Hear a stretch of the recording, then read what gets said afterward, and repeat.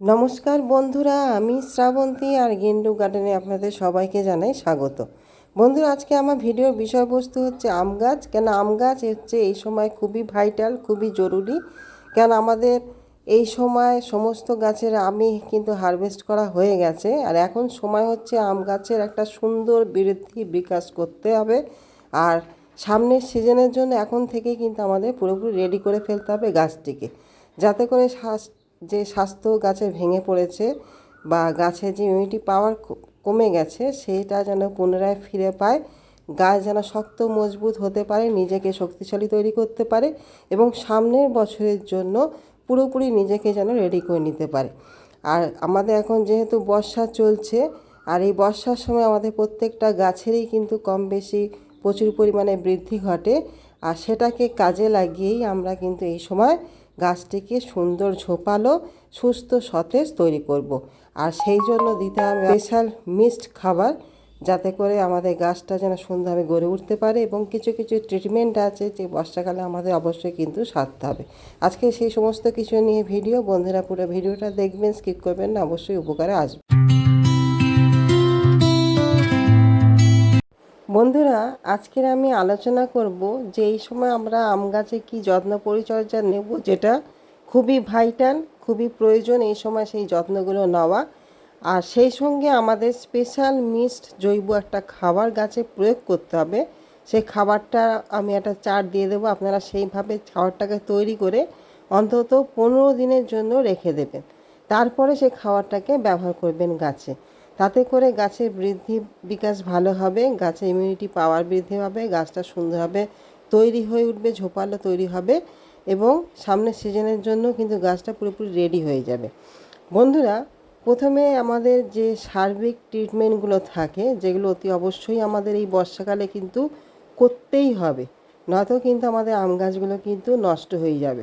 সেই জন্য সার্বিক দুটো কাজ, সেটা আমি প্রথমেই আপনাদের বলে দিই, তারপরে খাবারের ব্যাপারটা আসছি। প্রথম পয়েন্ট হচ্ছে বন্ধুরা, যে আমাদের এই আম গাছে এই বর্ষাকালে সবথেকে বেশি কিন্তু ফাঙ্গাসের আক্রমণ বেশি কিন্তু ঘটে, যেটা আমরা কিন্তু অধিকাংশ বাগানই লক্ষ্য করি। সেটা কি না, গাছটি অর্থাৎ ভালোই ছিল, সুস্থই ছিল, হঠাৎ করে আমরা দেখি কি না একটা দিন গাছটা ঝিমিয়ে পড়ছে। এই জিনিসটা সাধারণত ঘটে আমাদের ফাঙ্গাসজনিত কারণে। অর্থাৎ আমাদের যখন অতিরিক্ত মাত্রায় বৃষ্টির জল গাছের মাটি পায়, তখন মাটির যে শিকড়, সেই শিকড় ক্ষতিগ্রস্ত হয়, পচন ধরে, যেখান থেকে আমাদের গাছটা কিন্তু ঝিমিয়ে পড়ে। আবার বহু ক্ষেত্রে দেখা যায় একটা ডাইব্যাকের সমস্যা গাছে হয়। এটাও শিকড় সংক্রমণ ঘটলেও সেক্ষেত্রেও কিন্তু এই জিনিসটা ঘটে। কেন, এই বর্ষাকালটা হচ্ছে আমাদের খুবই মারাত্মক এই পচন রোগ। এই পচন রোগের ফলে আমাদের গাছের কিন্তু প্রচুর পরিমাণে ক্ষতি হয়। সেই জন্য তার ট্রিটমেন্ট প্রথম গোড়া থেকেই কিন্তু আমাদের করে রাখতে হবে। আমাদের যেটা করতে হবে সেটা হচ্ছে, যে কোনো ফাঙ্গিসাইড দিলে কিন্তু এখানে বন্ধুরা চলবে না। এখানে কপার যুক্ত অর্থাৎ অক্সিক্লোরাইড যুক্ত, কপার অক্সিক্লোরাইড যুক্ত যে ফাঙ্গিসাইড এবং তার সঙ্গে ম্যাঙ্গোজেব জাতীয় ফাঙ্গিসাইড আপনাদের কিন্তু স্প্রে করতে হবে। অর্থাৎ দুটো স্প্রে, দুরকম স্প্রে অল্টারনেটিভ করে কিন্তু ব্যবহার করতে হবে। এখানে কপার অক্সিক্লোরাইড যুক্ত সেটা হচ্ছে Blitox, blue copper, Amistar top কিংবা স্প্রিন্ট, এগুলো ব্যবহার করতে পারেন। আবার ম্যাঙ্গোজেব যে ফাঙ্গিসাইড থাকে, সেই ফাঙ্গিসাইডও আপনারা ব্যবহার করবেন। অর্থাৎ মাসে আমাদের দুবার কিন্তু গাছে স্প্রে করতে হবে। 15 দিনের ব্যবধানে আপনারা মাসে দুবার এই ফাঙ্গিসাইড গাছে প্রয়োগ করবেন, তাতে করে ফাঙ্গাসের আক্রমণ থাকবে না। দ্বিতীয় যেটা হচ্ছে সেটা হচ্ছে কি না, আমাদের গাছের মাটির উপর থেকে, অর্থাৎ আমাদের গাছের যে ডালটা থাকে, নিচের যে কাণ্ড, সেই কাণ্ডটা আপনারা একটা কপার অক্সিক্লোরাইড, যেটা অর্থাৎ যে ব্লাইটক্সের কথা বললাম, তার প্রলেপ আপনারা সুন্দর করে লাগিয়ে দেবেন। তাতে করে মাটি থেকে কিন্তু আমাদের উপরের দিকে ফাঙ্গাসটা আক্রমণ ঘটবে না। আর দ্বিতীয় যে জিনিসটা হচ্ছে সেটা হচ্ছে কি না, আমাদের এই সময় যেহেতু নতুন নতুন পাতা ছাড়ে, পাতা আসে, সেখানে পোকামাকড়ের আক্রমণও প্রচুর পরিমাণে কিন্তু ঘটে। যেখানে সবথেকে বেশি খারাপ কাজ করে সেটা হচ্ছে আমাদের পাতা কেটে দেওয়ার সমস্যা। এই পাতা কেটে ফেলে দেয়। এক্ষেত্রে আপনারা যেটা উপকার পাবেন সেটা হচ্ছে সাইফারমেথ্রিন গ্রুপের প্রফেক্ট সুপার।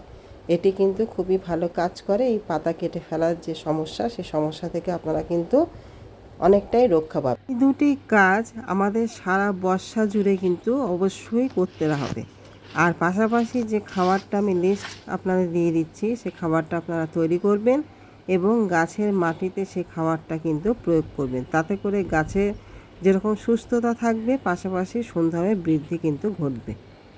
বন্ধুরা, এই 2.5 কেজি মাপের এই মিক্সড খাবারটা পুরো লিস্টটা দিয়ে দিলাম। আপনারা এই লিস্টটাকে একটা স্ক্রিনশট নিয়ে নিন।